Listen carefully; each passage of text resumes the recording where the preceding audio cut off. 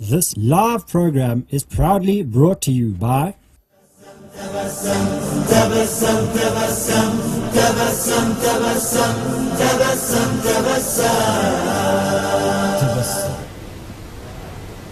Assalamu alaikum to you once again, and welcome to ITV's budget special, coming to you live from Oasis House, the home of Oasis Group Holdings. I'm your host Shafiq Morton. In studio with me still Hassan Matala and Fakhr Sheikh. Gentlemen, assalamu alaikum once again. Welcome to the second half of the show. Wa alaikum salam. In the budget today, we saw some words. We saw words like deficit, surplus, and funding.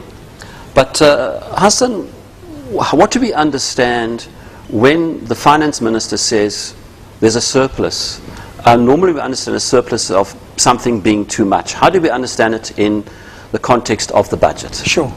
I think when you look at budget deficit or budget surplus, I think look at it from firstly we look at it from a personal perspective, and you look at it obviously from a country perspective as well. So the finance minister talked about that this year the expectations for the country is that we'll have a budget deficit of 4% of GDP. What that means is this year. So for example, we are receiving revenues in the country of, a trillion rands, for example. Now, for example, we're spending a bit more than that. So we're spending about 1.1. Now, in this case, for example, in the year ahead, the spending expectations is 1.25 trillion rands, and the revenues are going to be around 1.15 trillion rands. So there's a shortfall. So that essentially is your budget deficit, where your expenditure exceeds your revenue. And that's obviously, it relates to any types of budgets, be it your own personal budget, in this case the country budget. Similarly, you have that issue as well. Now what the budget minister talks about, a budget deficit of 4%, what he's essentially saying is that budget deficit, it's be it about 100 billion rands or so, as a percentage of our GDP. Our GDP is our total gross domestic product. That as a percentage is about 4%. Now obviously, if you look at it relative to last year or the year before, it was about 4% that they expected now for this financial year that we've just passed, and it's expected to remain around 4% for the year ahead.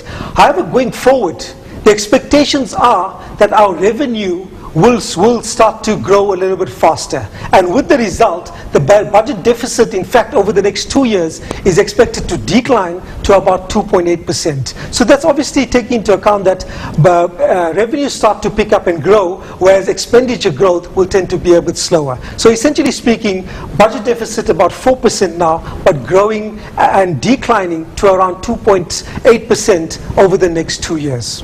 Hassan, we hear a sum of 4%. I think to most of us consumers, 4% sounds like a little. Is it a little? And how bad is it for a country to have, let's say, a budget deficit of 4, 5, or 6%? How significant is that percentage? Because to the man in the street, 4% is that's not so bad. It could be 50%, it could be another figure. Sure. When you look at, obviously, from a deficit perspective, 4%, I think in relation to global, if you look at relative to the global peers, it's relatively okay. It's not great, but it's not obviously not a doomsday scenario type of issue. So I think importantly, 4%, if you look at it, it's manageable and it's reasonable. So I think it's important from a perspective of looking at how we're funding that, and Father will touch on the funding of that budget deficit. I think the important aspect though is we're managing it relatively okay. More importantly is that looking forward, that will decline to around 2.8%, which is important. It means that your reliance on funding starts to reduce going forward, and that's important. Right, Fakhr, let's have a look at the deficit. Now, most of us understand a deficit in our bank accounts as an overdraft. Maybe that's a very simple way of looking at it. How does what does a country do if it's got a deficit? Where does it find the money to keep going, to fund itself? Sure, I think just coming back to where Hassan started off from, our tax revenues for the next year are expected to be around 1.1 trillion rands, whereas our expenditure is expected to be close to 1.25 trillion rands. So that gives you roughly 150 billion rand shortfall, which you need to make up for. And as you rightly pointed out, that gap needs to be filled up from somewhere. And typically the way governments do that is through the bond markets. So for example, they'll go and raise money from both domestic investors as well as international investors. So on the domestic side, it will be institutions like us, like ourselves, or like some of the other banks or some of the other asset managements, which might actually contribute that money, buy those bonds, and provide those funds to the government to bridge that gap. And similarly, on the international side, foreigners also buy our bonds in exchange for the yield that they get. And basically that would bridge up the gap that we have between our income and our expenses. And more importantly, I think, in this budget, the finance minister also pointed out that they will be using the Sukuk market or issuing a $500 million Sukuk bond to as part of that funding or as part of that bridge that they'll use to fund that deficit. Hassan, our final question before we go to a next break. It does look as if the South African government is looking at different kinds of models to fund its deficit. We've heard of Islamic Sukuk. We're going to be talking about that a lot later on with your CEO, Adam Ibrahim. But it does look as if the South African government, is it being creative in looking at ways of funding the deficit? Sure. I think, as Fahad highlighted, there are obviously your traditional models, and you look at obviously the bond market. Now remember, in South Africa, we've got a strong domestic demand in terms of our bonds as well. So I think you have seen significant, be it your pension funds and those type of institutions that obviously fund the requirements in terms of the debt markets. Also, as you've seen, globally as well, foreigners do spend in terms of looking to invest into our bonds and our markets as well, and they also help in terms of funding that requirement as well. Now, your important aspect is this is the first sovereign or Islamic Sukuk that's going to be issued in South Africa, and that's an important aspect.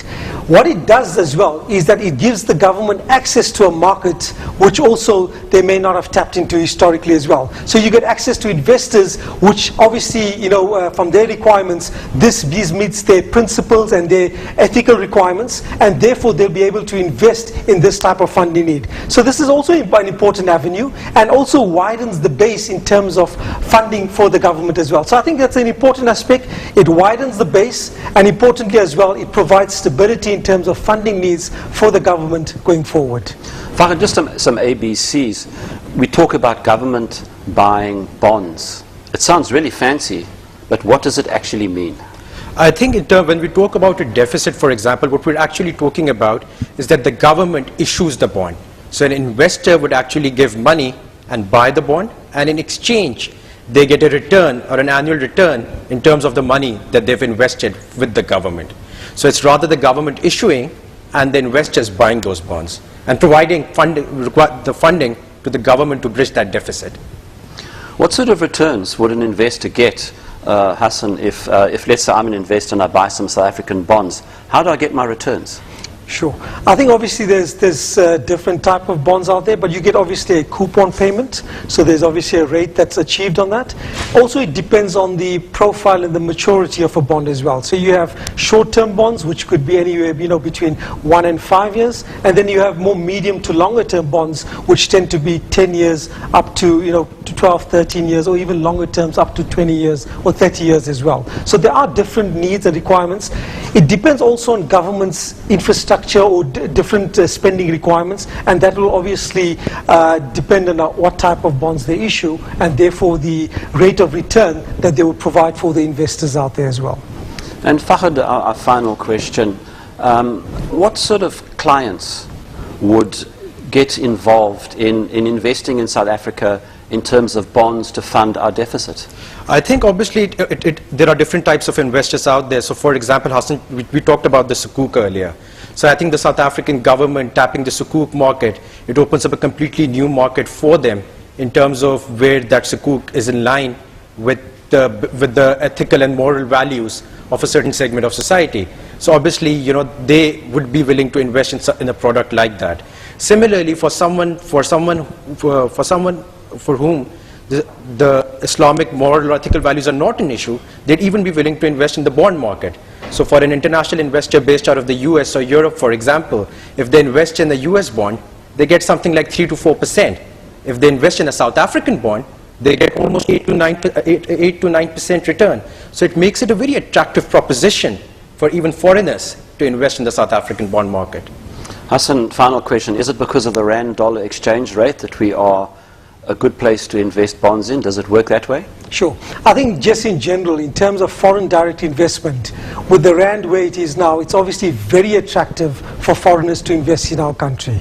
Be it, be it in creating jobs, investing in terms of businesses, be it in terms of investing in our property, in our markets and infrastructure, it's a very attractive place for foreigners now. At 11 rands, you're coming in with your US dollars, your pounds or your euros, it's a really, really attractive destination longer term. We've got a great future. I highlighted earlier that we've got fantastic reserves, be it on the resources side or be it on the tourism side. Look at Cape Town, we're one of the most beautiful countries in the world, beautiful cities in the world. Highlighted as being the #1 destination by New York Times. Definitely a place for foreigners to come and spend their money in. Time now for a break. It's ITV's budget special coming to you live from Oasis House, the home of Oasis Group Holdings. Our special guests, Hassan Matala and Fahad Sheikh. Gentlemen, shukran, thank you very much for appearing on the show. Time to go to the marketplace. We're back after this. This live program is proudly brought to you by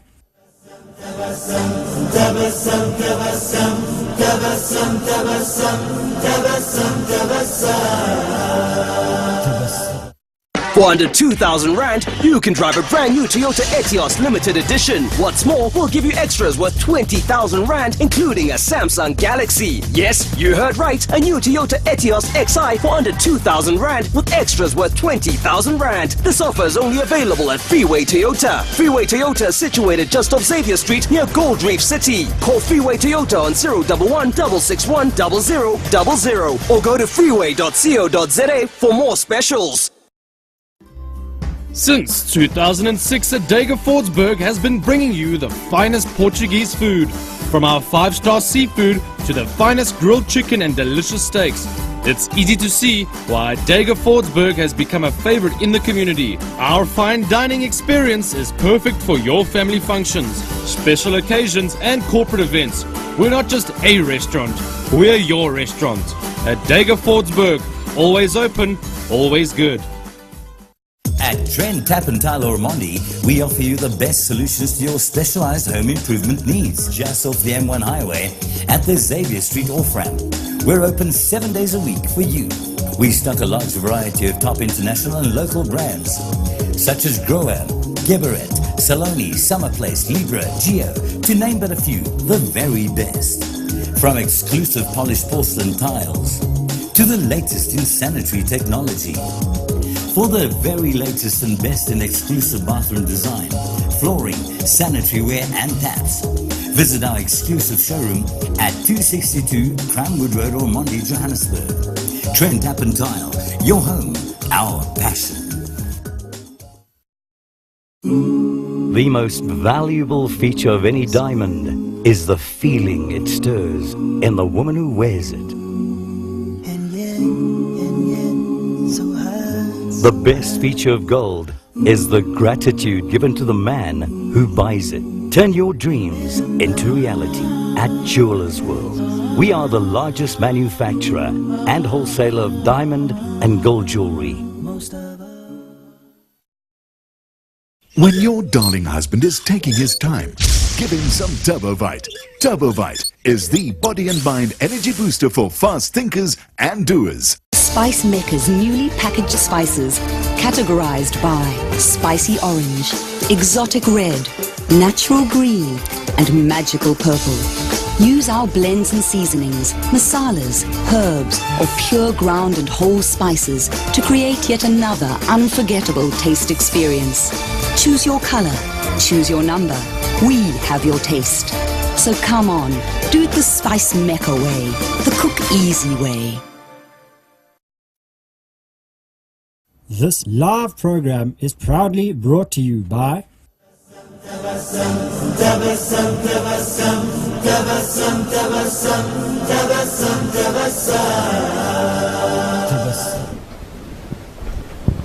Assalamu alaikum, and once again welcome back to ITV's budget special, coming to you live from Oasis House, which is the home of Oasis Group Holdings. Of course, we're talking about today's budget presented in Parliament by Finance Minister Pravin Gordhan, his fifth budget that he delivered. In studio with me this evening for this part of the show is Mr. Adam Ibrahim, who is the CEO of Oasis Group Holdings. Adam, assalamu alaikum. Welcome to the show. Wa alaikum salam, Shafiq. How are you doing? I'm doing very well, thank you. Today in the budget, the Finance Minister said he's looking at growth. He said he's going to base it on the RDP. But South Africa, we've been facing a lot of interesting challenges, haven't we? Emerging markets in something of a turmoil, but surviving. South African economy coming under the microscope, a lot of focus. But generally speaking, what is our economic outlook? There's a short-term and long-term economic outlook. In the short term, we classify it as one of the fragile five. That's Brazil, India, Indonesia, South Africa, and Russia. And up until now we've had, and those fragile five have two things in common. They have high budget deficits, and until recently we were closer to 5%. And secondly, very high current account deficits. Now, why that makes us vulnerable and why it makes us fragile is because we're dependent on third-party funding of our budget, and we're dependent on foreign capital for our current account. So we're exporting less than what we're importing by a very wide margin, and that needs to be funded. So in the last while, over the last 12 months, we've had the rand come under pressure. We've had issues like the labor strikes, which have made our exports less competitive, and in fact we've not been able to export many commodities. So that has made us very vulnerable. So the rand very recently was 8.50, moved out to over 11 rand, it's about 10.80 today. But there's benefits in South Africa because the rand actually makes us more competitive. So in the short term, we're vulnerable, but the weaker rand makes us more competitive. Secondly, if we can sort out the labor issue, and the labor issue, it's not just about workers, but it's about employers and government. The workers, if we can get more money into the workers' hands, the employees, our friends, our brothers, our sisters, our mothers, our fathers, they're not workers, they're part of us, they're South Africans. If we can get their quality of life and standard of living higher, and if they give us a commitment to put in the effort, and then we'll grow. So as employers, what we need to do is make sure people take more pay home, and that comes in two effects. One, higher wages sustainably, which means higher productivity. But secondly, very often the ordinary worker, the policeman or the teacher amongst others, the amount of money that's deducted between their gross salary, their tax, and their after-tax garnishee orders, micro-lenders, credit life, you go and take credit, they charge you life insurance and they pay a huge amount of money, you don't need it.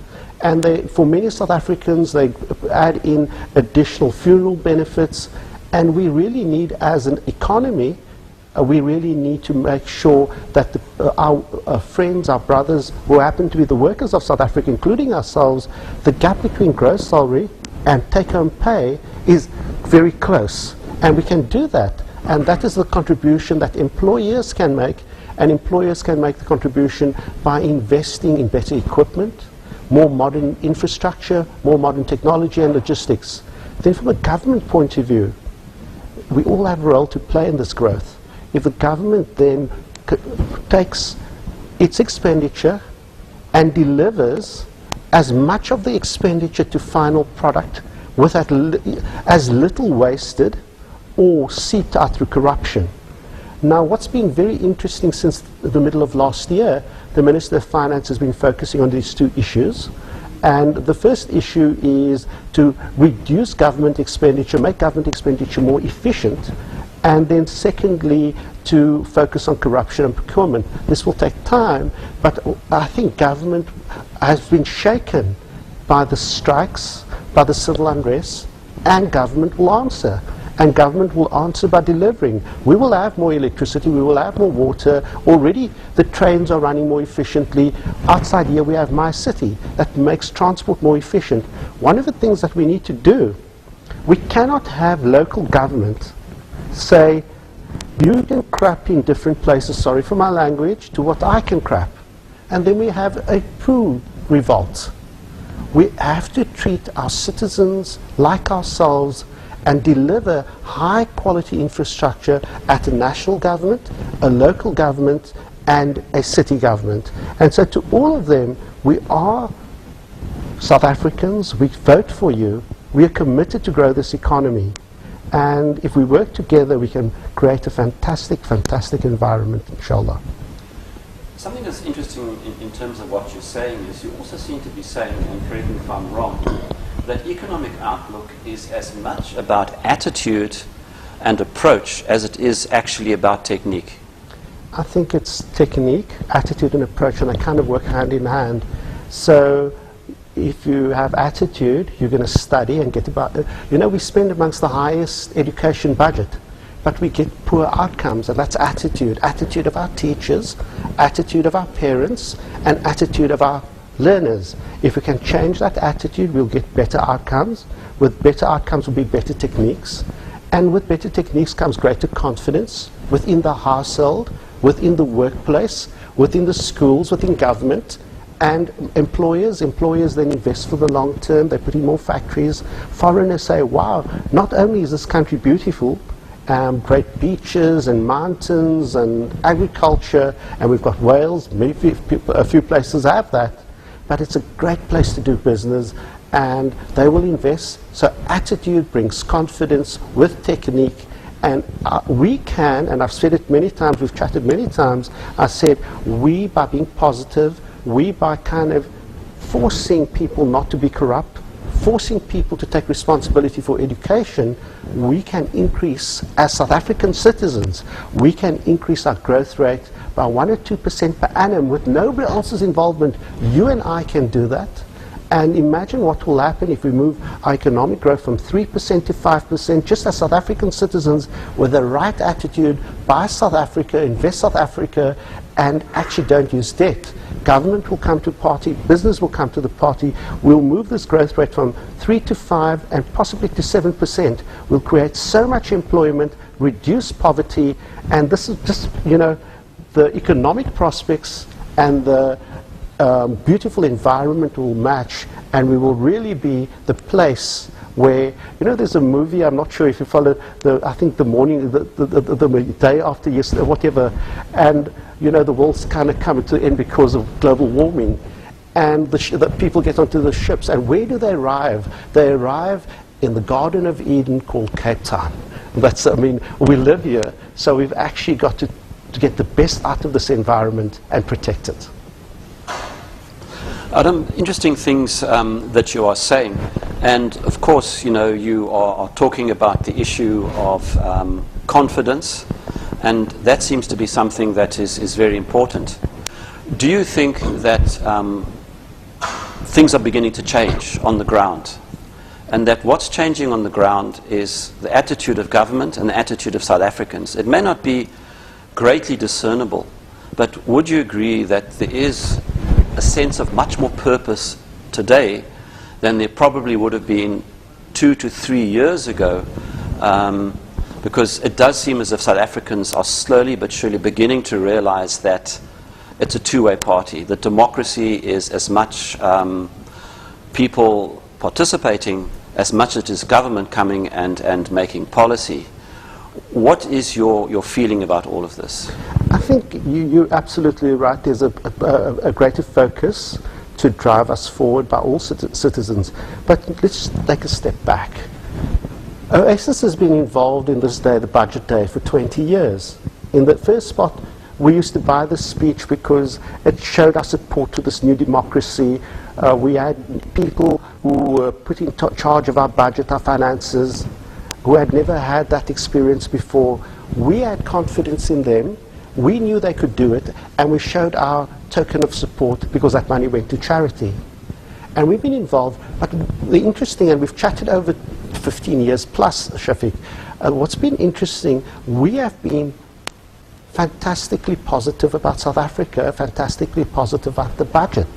And the budget for 20 years, since 94, the budget has actually delivered a fantastic framework for economic growth, a fantastic regulatory environment. So today our regulations, you know, we have the best-in-class financial regulations, financial operating environment, which creates stability. But the missing trick for 20 years has been that citizen South Africa and corporate South Africa kind of never believed the government. And those people who trusted the government in delivering on the economic plan has actually prospered. And those people who have not have actually been left behind. So what we've got to do is, if there are a number of people who are more confident about South Africa, for every person who's more confident about South Africa, whether it's a politician, whether it's an ordinary citizen, or whether it's corporate South Africa, it means that we're going to realize this potential. And I think, you know, in adversity, I think the mining strikes last year and the kind of the township strikes and you know, delivery strikes, I think it's hit a chord. Finally, everybody's waking up. Corporates are now taking their responsibility a lot more seriously. We just got to keep pressure on them, and we are activist investor. We really press them on making sure they create a prosperous South Africa, a great working environment to grow our economy, and therefore benefit not only our country, but our shareholders, which are you, our clients. And then secondly, we've also engaged with government, given them our input, and it's really an exciting opportunity. Now, government has created this framework, but government, nowhere in the world does government take that and create the jobs. They create some jobs, but ultimately we as corporate South Africa and we as South African citizens have to make the difference. Now is the time. Now has never been a better time. Today is better time today than yesterday.